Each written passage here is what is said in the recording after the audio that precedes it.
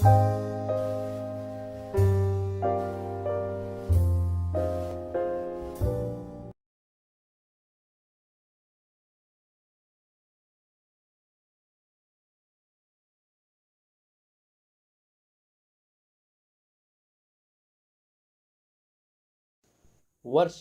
1880 से 1884 के मध्य नरेन के जीवन में कई घटनाएं घटी जिन्होंने नरेन को स्वामी विवेकानंद बनने में मदद की। 1880 में नरेन केशव चंद्र सेन के साधारण ब्रह्म समाज के नवा विधान से जुड़े। नरेन सेन के बैंड ऑफ होप यानी आशा की टोली के सक्रिय सदस्य भी रहे। यह टोली युवाओं को धूम्रपान व शराब के सेवन से दूर रहने के लिए प्रेरित करती थी। नरेन के प्रारंभिक विचार साधारण ब्रह्म समाज से प्रभावित रहे। साधारण ब्रह्म समाज की मान्यता थी कि ईश्वर निराकार है, वह मूर्ति पूजा करना गलत है। नरेन निरंतर विचारशील रहने के कारण अपने दर्शन शास्त्रीय ज्ञान व समझ से असंतुष्ट हो गए। यहीं से उनमें सही मायनों में ईश्वर के लिए बौद्धिक प्यास जागी। उन्होंने कलकत्ता के कई विद्वानों से मुलाकात की। वह पूछा, क्या उन्होंने ईश्वर को देखा है, यानी उसका साक्षात्कार किया है? परंतु कोई भी उन्हें संतुष्ट न कर सका। इसी दौरान नरेन की मुलाकात देवेंद्रनाथ टैगोर, जो कि साधारण ब्रह्म समाज के प्रमुखों में से ही एक थे, से हुई। उनसे भी उन्होंने वही सवाल किया, क्या आपने ईश्वर को देखा है? ठाकुर ने उत्तर देने के बजाय कहा, मेरे बच्चे, तुम्हारी आंखें योगियों की तरह है, तुम उन्हें अवश्य देख सकते हो। बानहट्टी के अनुसार रामकृष्ण ही वो थे जिन्होंने नरेन के प्रश्न का वास्तविक उत्तर दिया।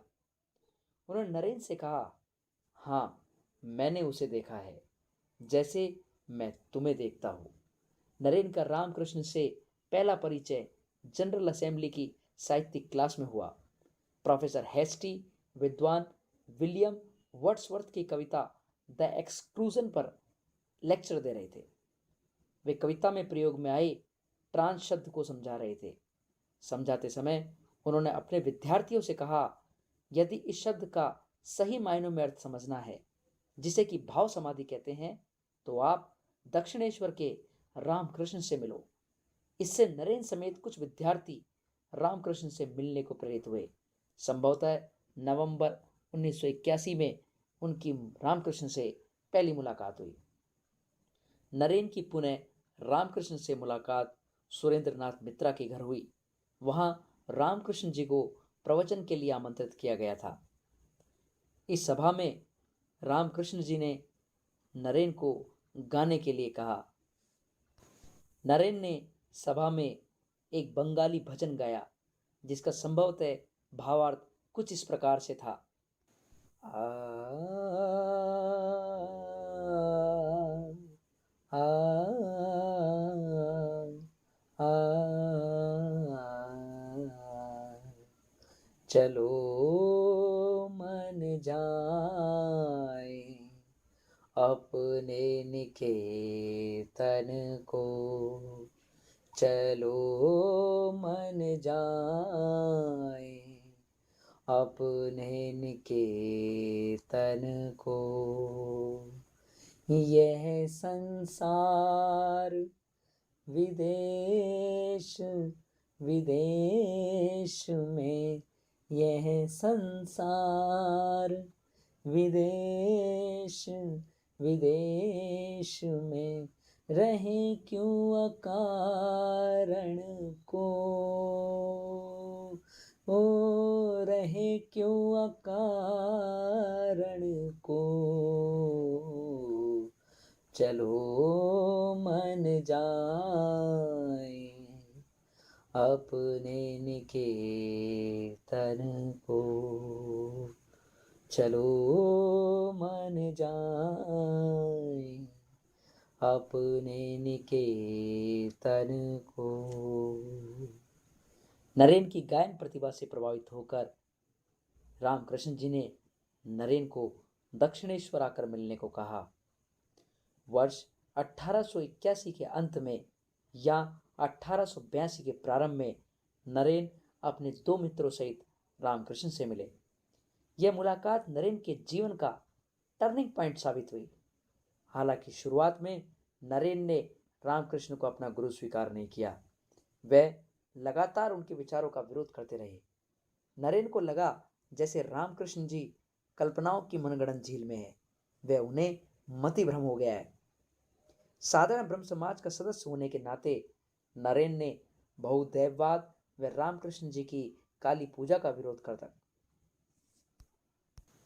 नरेन ने यहां तक की ईश निंदा की। वह श्री रामकृष्ण जी के विचारों का मजाक बनाया। वास्तव में नरेन रामकृष्ण के सत्य को प्रत्येक दृष्टिकोण से देख रहे थे। धीरे धीरे नरेन रामकृष्ण के व्यक्तित्व से प्रभावित होने लगे थे। तभी 1884 में नरेन के पिता की अचानक मृत्यु हो गई। वह उनका परिवार आर्थिक रूप से तंग होने लगा। कर्जदाताओं की मांग बढ़ रही थी, यहाँ तक कि उनके परिवार को उनके पैतृक घर से बाहर करने की धमकियां मिलने लगी थी। नरेन का रोजगार प्राप्त करने का प्रयास विफल हो रहा था। वो ईश्वर के अस्तित्व पर प्रश्न लगाने लगे थे। लेकिन रामकृष्ण के पास सांत्वना मिलने के कारण उनका रामकृष्ण के यहाँ आना और अधिक बढ़ गया था। एक दिन नरेन ने रामकृष्ण को काली माँ से उनके परिवार की आर्थिक स्थिति ठीक करने के लिए प्रार्थना करने को कहा। इस पर रामकृष्ण जी बोले कि वह स्वयं मंदिर जाकर स्वयं माँ से प्रार्थना कर ले। माँ भवतारिणी अवश्य उसकी मनोकामना सिद्ध करेगी। रामकृष्ण जी के कहने पर नरेन 3 बार मंदिर के अंदर गए, पर वो काली माँ से सांसारिक कोई भी वस्तु ना मांग सके, वरन उनके मुख से प्रत्येक बार भक्ति, ज्ञान में वैराग्य देने की प्रार्थना निकली।